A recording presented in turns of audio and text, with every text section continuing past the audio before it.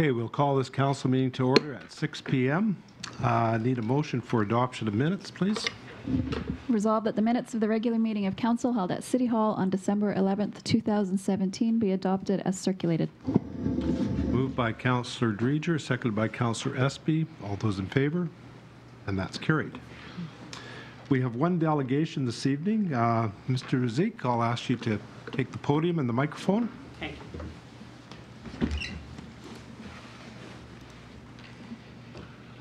Honorable Council, I want to mention that current livery bylaw 118540 was made according to the section 23 subsection 1 and 2 of Manitoba Highway Traffic Act, which allows municipality to regulate taxi and bus services inside the municipality. The word shuttle was not defined in current livery bylaw 118540. Shuttle is a unique transportation system only in Portage la Prairie, in which passengers get ride on flat rate and shuttle driver pick up multi-fare from different location in Portage la Prairie and then drop them off to their destination. Passenger do not have any control on their routes, and passenger cannot deny to share ride.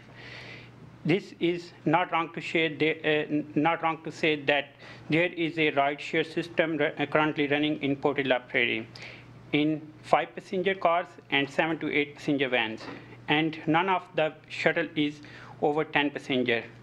Currently, there is not any fare schedule set up by council, so passenger is responsible to pay fare on demand of driver, either $5, $10, $50, or $100. Current system of transportation in Portage la Prairie is not sustainable. So Legislative Assembly introduced the bill, the Local Vehicle for Hire Act in 2017, which is going to be a law on February 28, 2018. Section 23 of Manitoba Highway Traffic Act will repeal on February 28, 2018. And so City Council must need to amend livery bylaw 118540 according to the provisions of Bill 30. The word livery bylaw need to replace with vehicle for hire bylaw. The municipality must need to define sustainable industry before to amend or pass new vehicle for hire bylaw. Section 4 of the Local Vehicle for Hire Act state the consideration for municipality. In regulating the vehicle for hire industry, a municipality must have regard for the desire to create and maintain a sustainable industry that meets the needs of the traveling public within the municipality as well as those who work in the industry. In Section 4, it is clearly mentioned that municipality must need to create a sustainable industry for the passenger and the workers too. As a taxi driver in Portage la Prairie, I claim that vehicle for hire industry in Portage la Prairie is not sustainable for the people who work in the industry due to the following 5 reasons. First reason is ride-share system. Shuttle is a ride-share system in Portage la Prairie. The definition of vehicle for hire violates the shuttle system or ride-share system in Portage la Prairie according to Section 2 of Local Vehicle for Hire Act.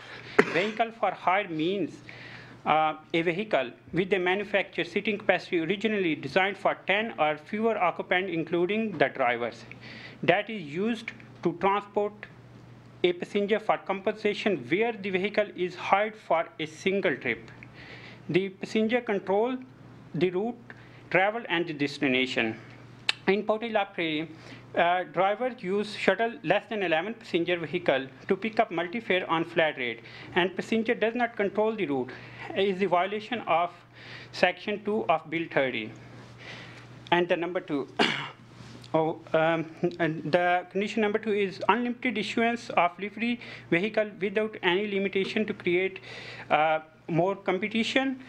City of Portage la Prairie issue unlimited livery tag without issuing of operating authority to create more competition in city, which is cause of certain effect in transportation business.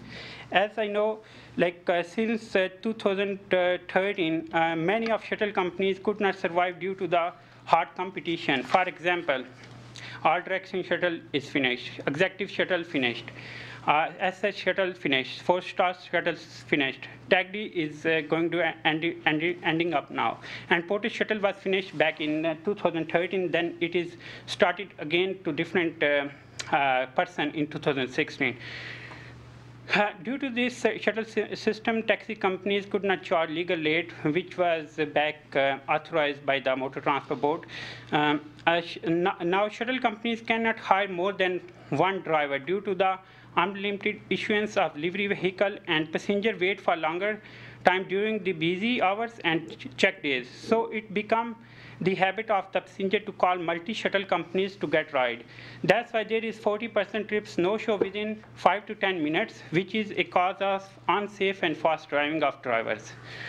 Number 3, not to set up the legal fare or the fare schedule by the council. Vehicle for hire license is a privilege and discretionary power of city council to grant certain benefits to certain people. Vehicle for hire license is not right of person like Tim Horton or Pizza Shop, where people can set up their own rates to sell out their foods.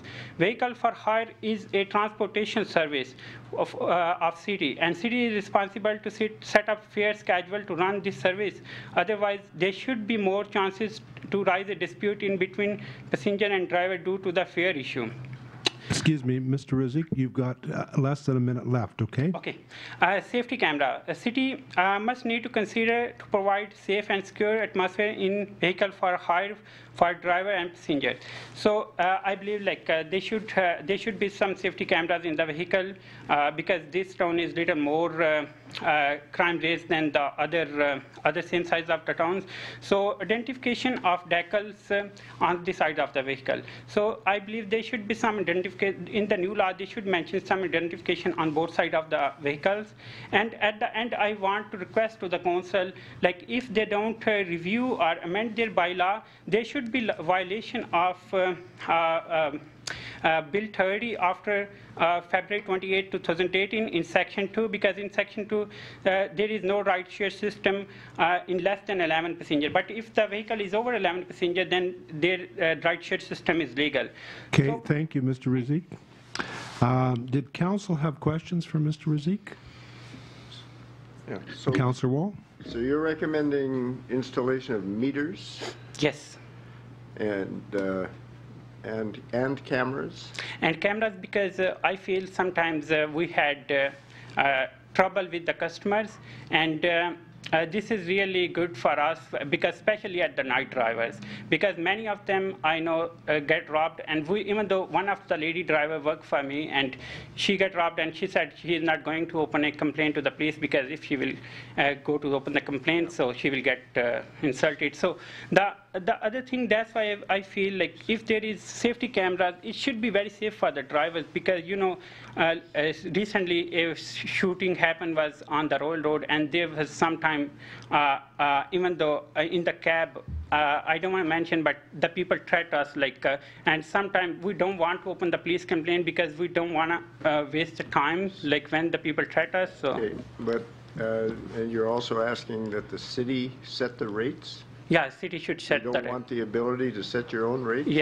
Yes, because this looks more fair if the city set up whatever fair rates, because according to Bill 30, all the authorities is going to be city council. Motor Transport Board is going to be finished for the regulating authorities, like previously they regulate the taxi authorities. Now all the authorities coming to the city council. Now city council is responsible to set up their fare rates, because earlier it was regulated by the Motor Transport Board, but it's going to be finished on February. What about regulation of the number of cars? What about the regulation of the number of cars? Like Motor Transport Board is always, whenever we apply for the licenses, they send the letters to the existing companies that they are issuing new new cabs in the town, and then they issue the cabs. But in this town, like you guys just the honorable council just get the application and approve right away, and any person can start this business, and so there is no operating authority issuing currently by the city council. So I request to the council, like the council must, the council should issue the authority in which they mention this person have like this number 2, 3, or 4, or 5 numbers of cars, and he can run in this town for 5 number of cars. And the person, whoever is running, they should mention, they should send this authority to everybody. For example, the Casper shuttle should have 5 cars, Tulip should 5 cars, Aero Taxi should have 5 cars, because all is going to the one umbrella, under one umbrella, because now old regulation is going to be finished. And that's why I'm requesting in the beginning of the new regulation, if they set up the authorities for everybody, it should be much more better. Thank you. Thank you. Any further questions? Councillor Fraze? It's on the issue of driver security. Yes, sir. Are you aware of the practice of putting a shield or a guard? I was aware because I was used to work in Winnipeg for 3 years, and there was the shields, and the people cannot touch on the back, but on the side they can touch easily, and on the left side they can touch easily. But if there is the cameras, the person is more secure, because they know, like, if they will do anything, they will be captured right away, and they can get charged. So then they don't try to touch anything, or don't. There is less violence than to put only a shield. Okay. Yeah. Okay, any further questions? Councillor Draycott? Sorry for my ignorance. Is there anything stopping you from putting a camera in your car right now? If we put a camera in the car, like this will stop many things. Like the people will act more better. When sometimes we pick up, even though every night when we pick up a drunk driver, they try to sometimes get mad on the fare issue. Because sometimes I have many times question, where is your meter? I said, in this town, we don't need to install the meter. This is legal right now in this town. So then they said, okay, you don't have meter, we are not going to pay you anything. So that's the thing I was asking, if there is the camera, so everything is recording, their voice recording is also, and the video is also. So this should stop the less violence, because I got robbed 3 times, and 2 times my car is jacked. So, Can you answer the question from Councillor Draycott? Yeah. Do you have cameras? Is there anything stopping you from putting cameras in your cabs? It will stop the violence. Is there anything preventing you from installing cameras in your cars? Sorry, You're free to install cameras now if you want. I want to explain this more thing. Like in this town. Okay, thank you. Yeah. Any further questions? Okay. I could tell you this, that now that Bill 30 has passed, we are updating our livery bylaw in 2018. Thank you. And it's going to cover a lot of these items that you've raised here this evening. Thank you. But I do want to say there's nothing preventing you from putting cameras in your cars right now today. There's nothing preventing you, as far as I know, from putting shields in your cars. Okay. You're absolutely able to do that. Or meters. Okay. Pardon me? Meters. And meters, there's nothing stopping you from doing that. If you choose to do that, you're able to do that. I will say that I don't believe council has any intention of limiting competition in the city of Portage, but we'll look at that during the updating of the livery bylaw. Thank you. Thank you very much. Thank you very much.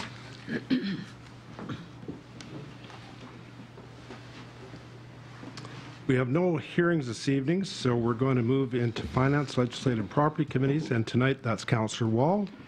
Yes, Your Worship. Finance, Legislative, and Property Committee has nothing to report. Thank you, Councillor Wall. Community Services Committee, City Planning and Economic Development, Councillor Dreger, please. Thank you, Your Worship. We have the building reports for October of 2017, which were reviewed in committee on December 11th. And barring any questions, that concludes my report. Thank you. Community Services Committee, Councillor Fraze, please.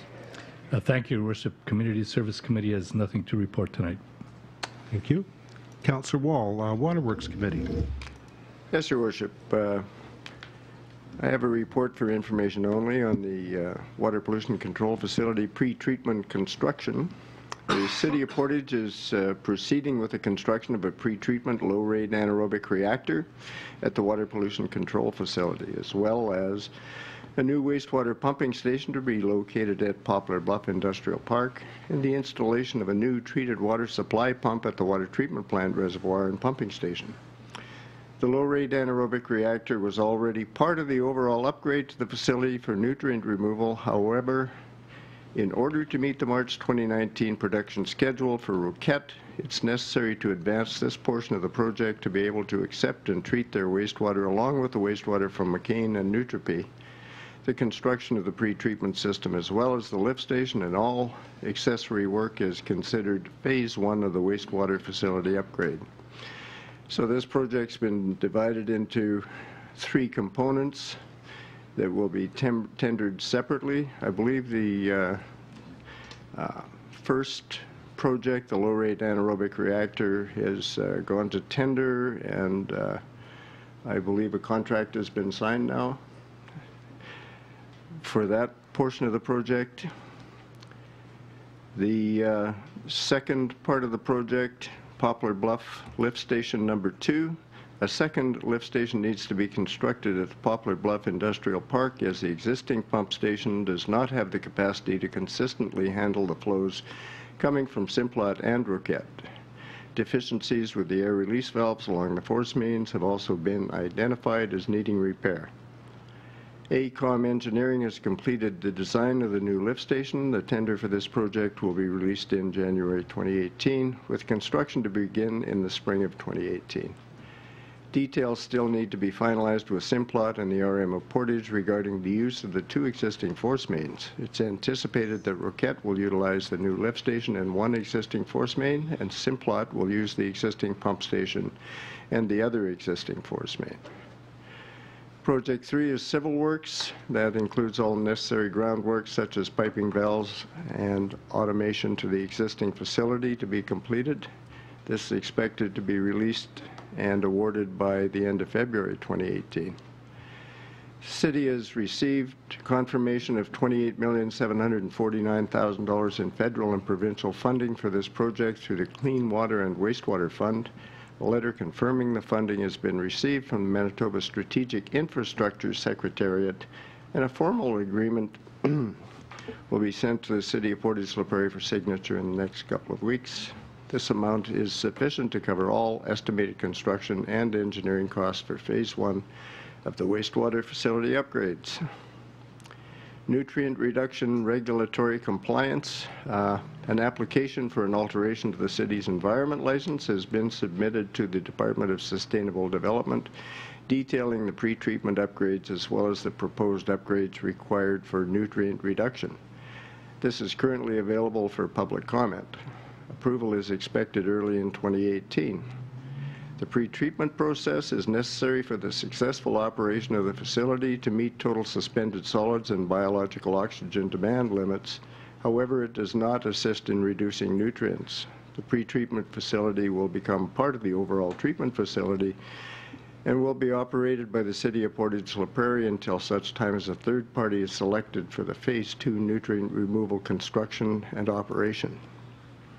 Industrial service agreements for each industry for the interim period prior to the implementation of nutrient reduction are being developed and will be negotiated and in place prior to the completion of the pre-treatment system.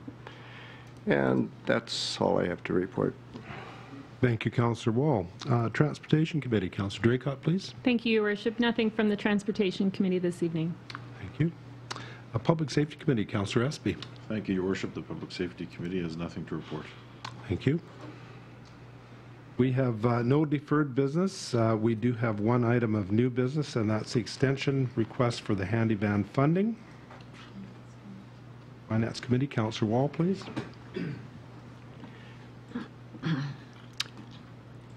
This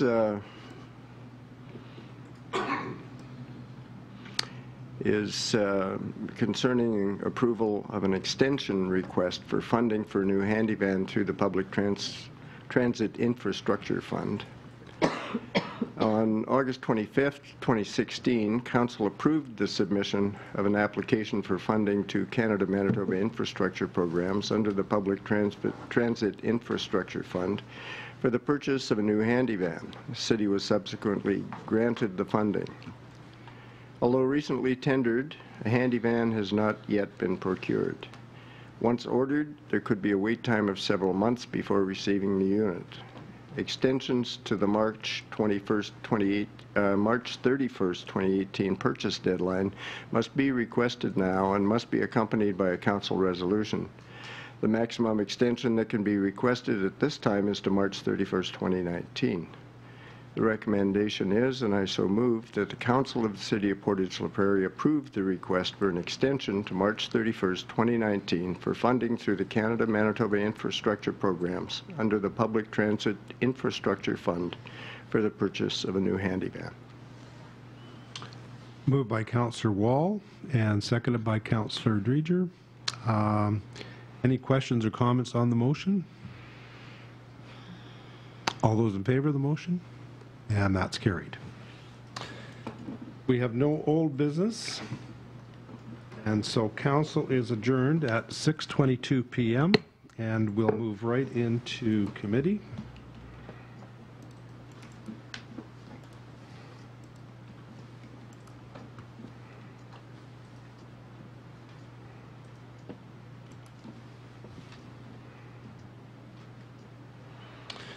Call committee to order at 6:23 p.m. And first up is Finance Legislative Property Committee. Councillor Wall again, please. Yes, Your Worship. The 2017 audit service plan is comparable to the prior years, and the city's overall materiality for audit planning purposes remains the same at $600,000. So our audit firm completed their interim procedures on December 13th, 14th, 2017, and we anticipate having their field team return to our offices in late March 2018 to complete the balance of the year-end audit. Finalization of consolidated financial statements will be completed by late June 2018, and for filing deadlines. Fees identified in this plan are in keeping with our current contract with Myers Norris Penny for these services, and the recommendation is that the Council of the City of Portage la Prairie approve the 2017 audit service plan. And I so move. And this will be coming up for a vote at the next council meeting. Oh, I'm sorry. Yes. Any And questions? we're in committee, aren't we? Any questions on this? MNP is our current auditor, correct? Mm-hmm. Yes. Okay. Any other questions for Councillor Wall?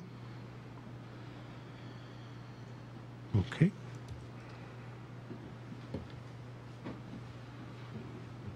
Also, we will be considering the offer of the Lukowskis to purchase portion of city-owned property adjacent to their property at 142 Wilkinson Crescent, as highlighted on the attached map.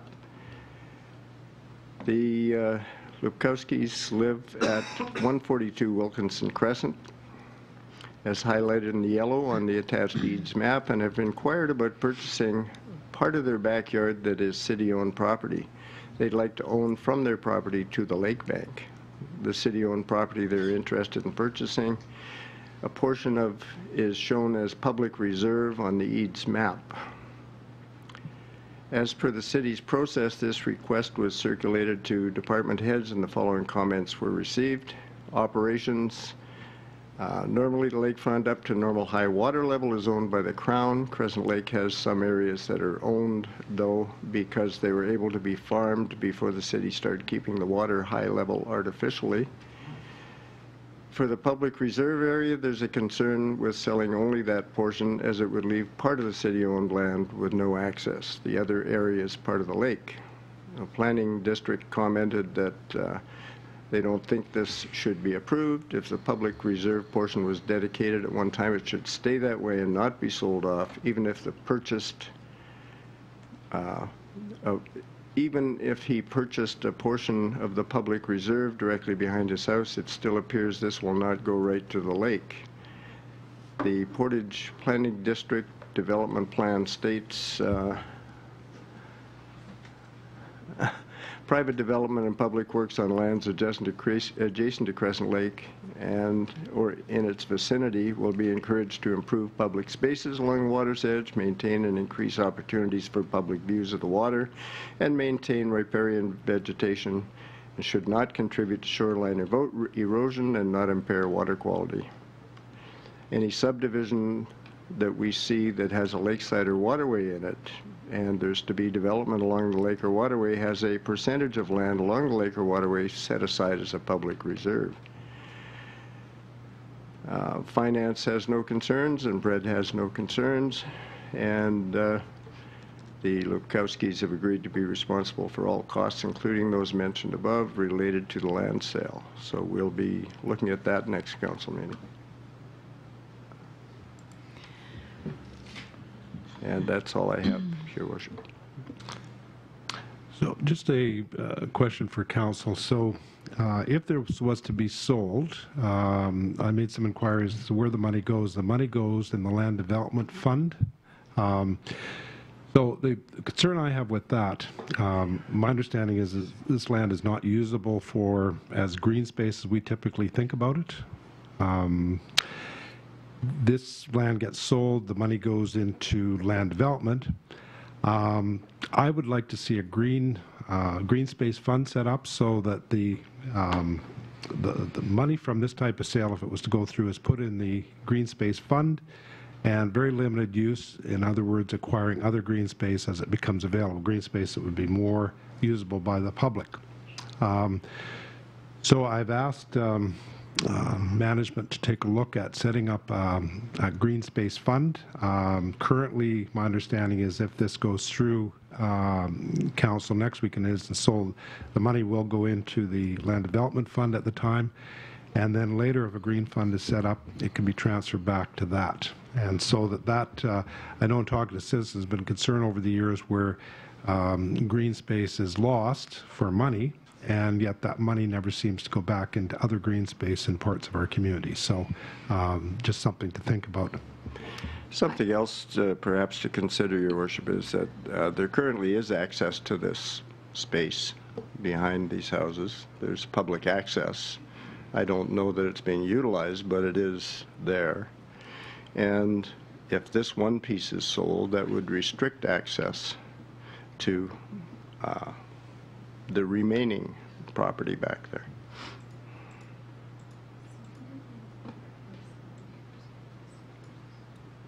Okay.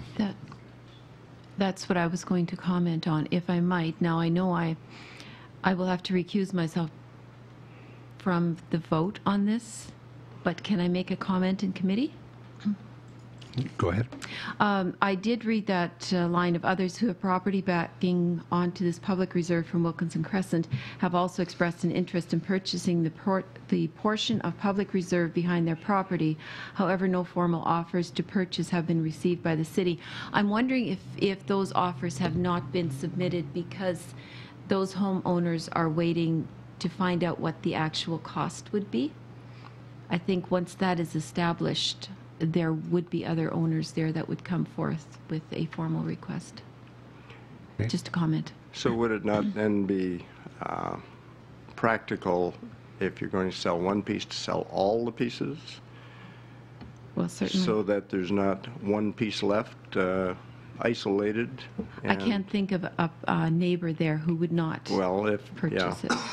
You're assuming that everybody would pay the going rate for That those is an properties, assumption, right? yes. Yeah. Something to consider. Yeah. So, Councillor Wall, you're saying this land currently is accessible to the public? Yes, And this land would be right along the lake's edge? that's correct. Okay. Councillor Draycott. Thank you.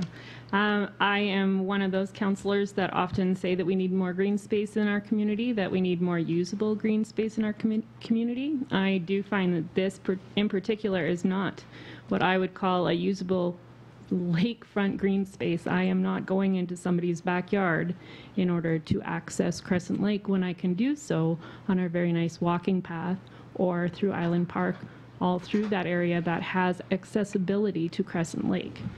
That being said, I really appreciate the idea of putting that money into a usable green space fund. I think that those properties might come up on occasion in the city, and we could possibly see new pockets. That's something from the Parks Department often hears, is that we don't have green space in new developments, that what about this particular area, what about this particular area, where there are little pockets that we could access green space. So I like that idea a lot. It'd be interesting. I do believe that we should probably offer it up to all of the residents in that area and let them know that this is happening, and at least offer it up. I don't think that anything will change if they don't want to purchase their property. They're already maintaining this particular piece of property behind their house to the lake. So I don't think that they will say, no, I don't want to buy it, and it's your green space, you should probably look after it, because it's probably seen much like all of our boulevards in different areas of town where it is your responsibility to look after that. So I don't see it as an issue as offering it up to other residents in that area either. Okay.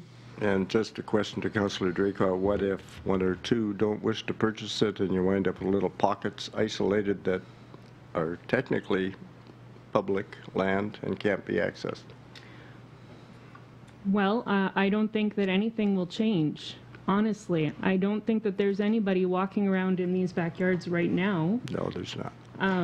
I don't think that anybody will want to access particular little pockets behind somebody's house because that one is considered a green space. I think that the people that own the properties next to this will continue to maintain it, mow it, appreciate it as a green space that's in their backyard that they had the option to purchase but decided not to. I don't think anything will change. You'd still have to recognize the fact that if I wanted to access it, I would have the right to. Absolutely, and ultimately you could access it through a boat because we can do that on Crescent Lake. Well, some people do maintain that property, and others just, it just grows over. So there's, trees and brush. But you can access it with a boat. Sure. Can I have a dock? If you want to build it, sure. Further questions or discussion on the issue? Can I say something? Yes, absolutely. If you look on Eve's map, it is accessible right now. Yes. By land. Yeah. Not There's by a road either. Yes. walkway. Yes. I appreciate that. Yeah, I just wanted, because it didn't sound like you realized. No, I know. I just don't think that anybody is going out of their way to crawl into somebody's selling backyard. pieces of it, it won't all be accessible. Yeah. Right. My back lane is accessible, but people don't go there either.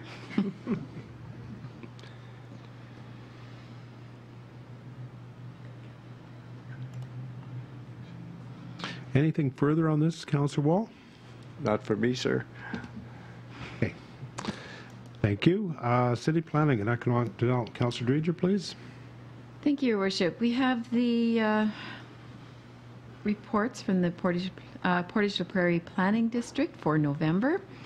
And as has been the case this entire 27 year, the permits are up overall from the previous year, both in number of permits sold and also the value. And I'm anxious to see the December reports, which will be submitted in committee at the next council meeting.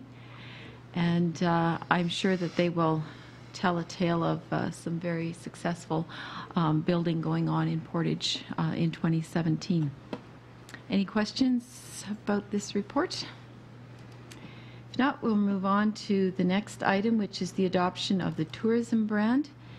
And as many of you will recall, it was earlier in the fall that, it was in the fall, right, Vern? There you are. That we met at the Gillespie Centre for the rollout of this new logo, Island on the Prairies. It was very, very well received by all who were in attendance of that rollout.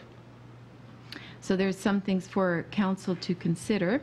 In relatively short time, there is a big support of the Island of the Prairie initiative, and it has secured quite a bit of financial commitment from both Travel Manitoba, from the business community, and also the budget approval at the PRED board. The financial consideration does not yet include the participation of interested local retailers to buy into merchandising of the brand through products that are often requested by travelers but not currently available. And we see Vern is wearing a shirt today that they begin this week. Okay. This shirt boasts our logo. If you just want to stand up, Vern, and just show it to us. Very nice. Very nice. Thank you. So reflective of the community at large, while council may be peripherally aware of the challenges from other boards which identify that they do not feel represented under the current tourism marketing program, feedback that we are hearing is that the committees and boards feel that they are reflected in the new branding and the proposed rollout. To date, stakeholder sessions have included and have confirmed participation from, wow, a lot of people, and they're all listed there.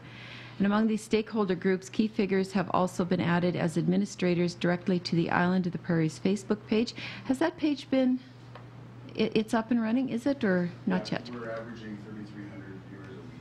Oh, wow. Okay, so... We don't have anything to sell yet. People are just interested in coming to Portage as a destination. So there's some advertising commitments that have been made, and there will be an administrative request of council that will come to our meeting in 2 weeks from now. Vern, is there anything else you'd like to add to this report? I think the reason for the formal request is certainly over the last number of years, tourism has been marketed by different pockets within the community. But if we're going to be invested in this, it's important that we do recognize that there is one voice, one brand voice. And so that may require some changes to some of the other platforms that are out there that may be confusing in the market. So if we're looking at this as the channel, then we may want to look at what do we do with the existing Portage tourism webpage, social media presence, etc. Sure, okay. Is there any questions from council? Well, just a comment, Councillor Dreger. This tourism brand made its debut on national television on the weekend. It was in the ice at Stride Place during the Olympic trials for the mixed doubles, and well received, and the event was very well attended and national coverage. So it's kind of launched with a bang on the weekend. Launched quietly as well. With was there any mention made of it? There certainly was in talking to visitors that were looking at it and talking about a lot of kudos, first of all, to Stride Place, the sponsors, and the volunteers. And I believe 230 volunteers working on this, and certainly the curlers enjoyed the venue, and don't know what the numbers are from businesses in the community, but a lot of the business people were certainly indicating it looked positive for the week. So, great. I just noticed under local marketing efforts, we're talking about merchandising, and I'm wondering how we will control who uses this logo and how they use it. Is that something that we want to control? Yes. Yes. Yeah, I mean, definitely there's products we don't want to have our logo on. I don't want to start the list right now, but we'll certainly get into some of those things right away. Sure. But had conversations with the retailers informally. Mr. May, could you use the microphone? They want to get you on tape.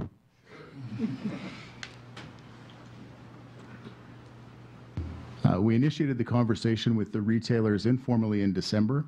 Not only are they excited about figuring out what products they can use, but there's also dialogue already happening between retailers to identify what specialties one shop might carry versus another one, so that once they've got someone in the shop, they can say, oh, if you're looking for this product, this is the place that has that, and sort of spread the love around as it was in terms of local business. Collaborative effort. Very good. Any more questions? That concludes my report. Thank you, Councillor Dreger. Community Services Committee, Councillor Fraze, please. Thank you, Your Worship. There's nothing formally on the agenda, but there are a couple of issues I'd like to raise. First of all, I'd like to invite our youth councillor, Councillor Appa, to inform us a little of what her activities have been. And in particular, I believe there was a survey that you've conducted that you might want to share with us. Yeah, I recently conducted a survey at Portage Institute, and I've come up with an analysis.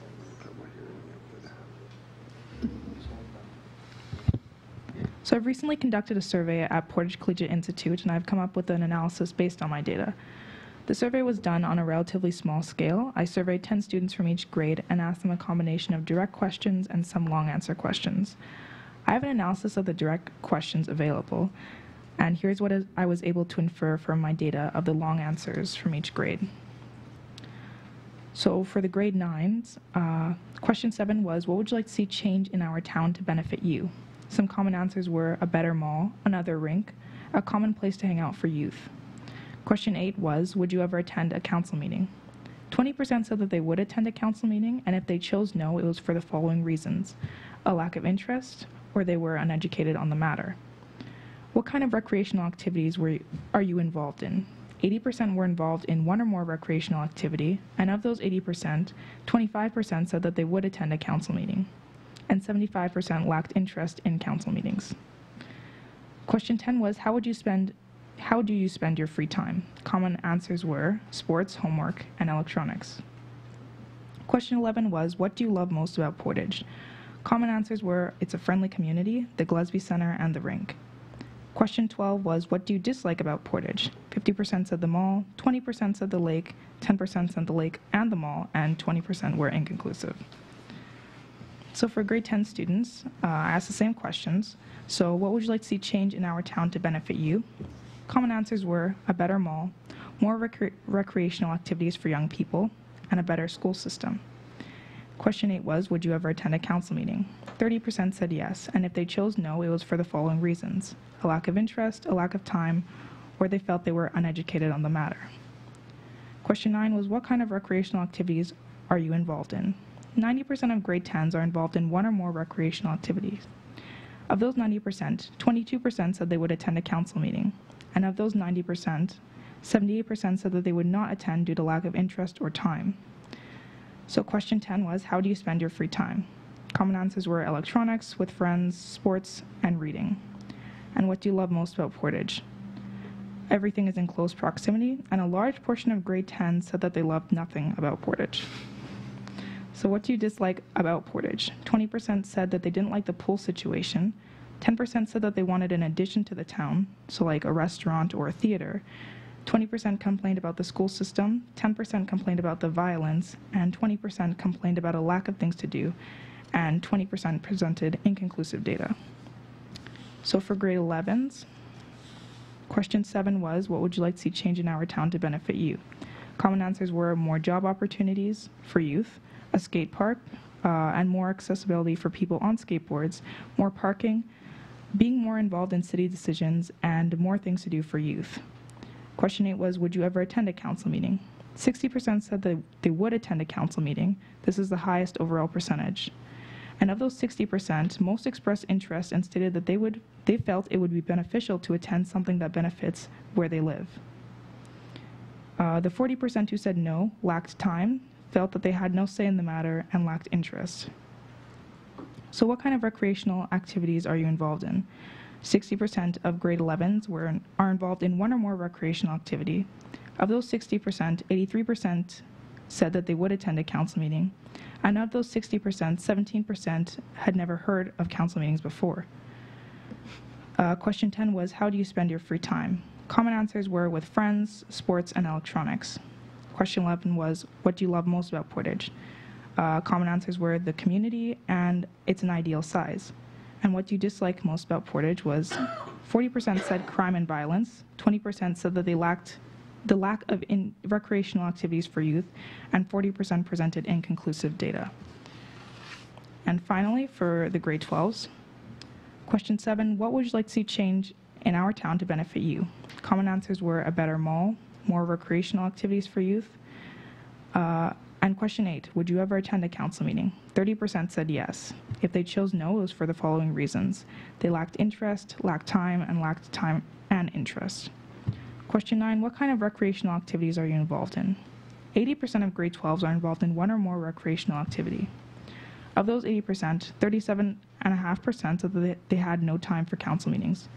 25% said that they would attend a council meeting, and 37.5% gave other reasons as to why they could not attend. Question 10, how do you spend your free time? Common answers were studying, with friends, sports, electronics, and volunteering. And question 11 was, what do you love most about Portage? Common answers were, everything is in close proximity, the island, Pass on the Crescent, and the Coke can. What do you dislike most about Portage? 40% said the mall, 30% said the lack of recreational activities for youth, 10% said violence and insecurity, and 20% presented inconclusive data. So finally, to conclude, I would like to make a point that the population of Portage has stayed relatively the same for a very long period of time. A large portion of youth surveyed expressed concerns about having no recreational activities or places to spend their time. Finding a way to include youth in our community may make them want to stay and raise their own children in Portage in future. My next steps are to help engage youth in council and municipal politics. We'll have the date of the council meetings read on the morning announcements, which they were today, to instigate that council meetings are not only for adults, but also for the citizens of tomorrow. Thank you. Thank you very much, Councillor Appa. That's quite an informative review of what students think. And I'm quite impressed with how many comments there were with them all, either in favor of or it's interesting that students should still think of them all, although they probably don't go there very often. So thank you for your effort to put that survey together. And you could see some trends, even though it was a small survey. You can see some trends coming out of that survey. And I don't know if I should be commenting on this, but the last time Councillor App and I met, she indicated that she's got another strategy for engaging students and getting them at least a little more aware of what council does and the role of municipal government in the community. And so over the next several months, all of you will probably get an invitation to go to a lunch and learn at the high school. Is that premature for me to say that? If it is, I'll stop. Did you have anything further, Councillor Fraze? No, I don't, unless Victoria Espy would want to talk about what PCRC is up to.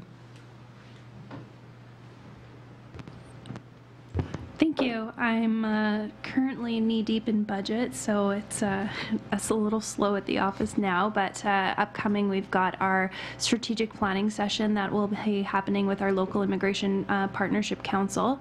That's next Friday, and we have a couple upcoming events on the skating path on the Crescent Lake, so that's really exciting as well. On the Sunday the 18th, I think, we're having just a free hot chocolate giveaway. And then on February 25th, we are partnering with Recreation Opportunities for Kids on a fundraiser, and we're hosting the first skate-a-thon. So the Crescent is 2 kilometers long, and people can pick up pledge forms at our office or the Rock office in the northwest corner, or they can be downloaded off both websites. Thank you. Sounds like PCRC is keeping busy. That would be all I have. Thank you, Councillor Fraze. Councillor Wall, Waterworks Committee. Waterworks Committee has nothing this evening, Your Worship. Thank you. Councillor Draycott, Transportation, please. Thank you, Your Worship. Nothing for committee this evening for transportation. Thank you. Councillor Espy, Public Safety Committee. Thank you, Your Worship. Public Safety Committee has nothing to report this evening, Your Worship. Thank you. And before we adjourn council, we'll go into question period, and if there's any questions, council would be happy to hear them. Evening, Mr. Knott. Evening, Mr. Mayor. Happy New Year to all of you. May you have some fun this year. You've got 9 months to go before election. This is an election year. Is there any councillor who wishes now to publicly state that they will be running again in October?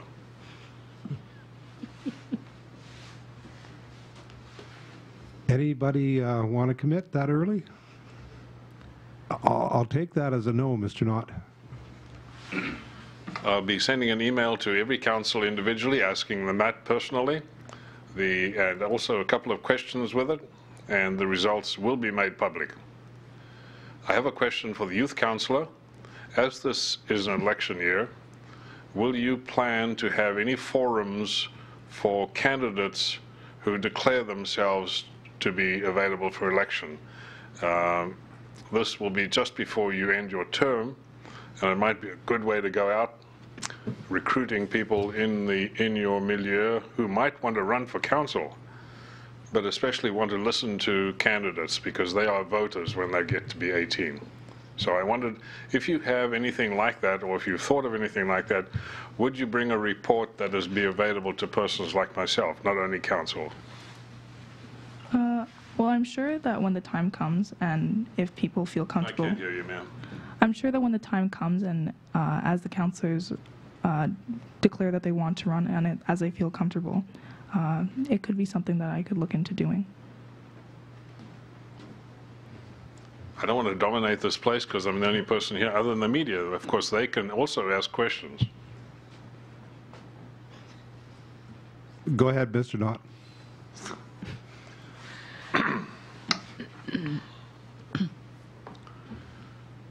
You have the knowledge about the budget. I don't. I have a question for the Transportation Committee Chair. What, if anything, would you be prepared to state about whether or not Council will be borrowing and then paying back for over many years of taxpayers' money, enough money to begin work on the bridge across the island, to the island, knowing that the province has said that they're putting a freeze on all infrastructure funding? I would not be prepared to speak for council. We are still in budget, Mr. Knott.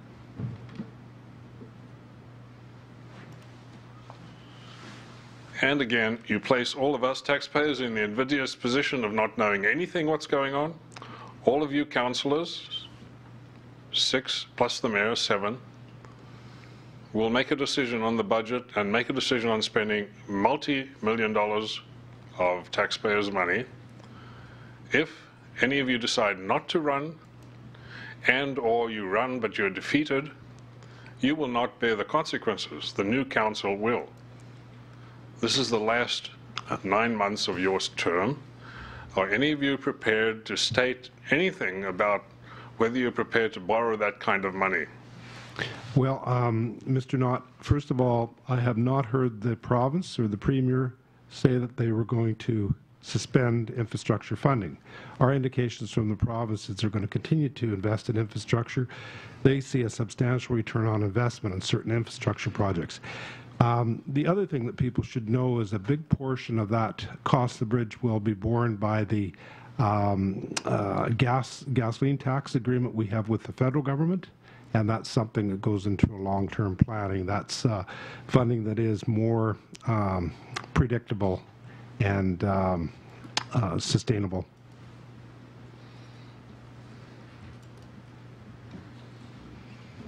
Were there any other questions? Yes, lots, but I'm kabobbled with all these answers, so not for now. Next council meeting. Okay, thank you, Mr. Knott. Okay, well, question period is finished, and then committee is adjourned at 6:54 p.m. And thank you for coming out, everybody.